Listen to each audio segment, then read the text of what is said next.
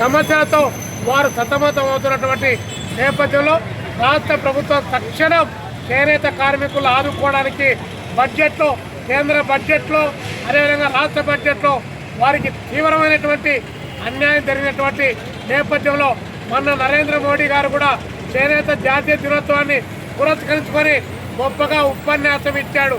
కానీ ఆచరణలో వారికి అందించాల్సినటువంటి సహాయం అందినటువంటి పరిస్థితి ఉన్నటువంటి నేపథ్యంలో మేము సిపిఐగా డిమాండ్ చేస్తూ ఉన్నాం.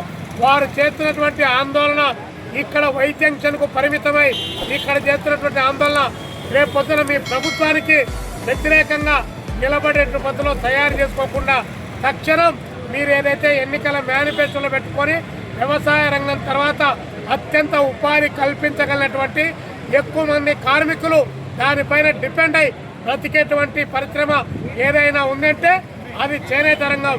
దాన్ని అన్ని విధాల ఆదుకోవాలని, కార్మిక సోదరులకు బతుకుపైన భరోసా కల్పించాలని, వారు తయారు చేసేటువంటి బట్టకు మార్కెట్ కల్పించాలని చెప్పి ఈ సందర్భంగా మేము డిమాండ్ చేస్తా ఉన్నాం.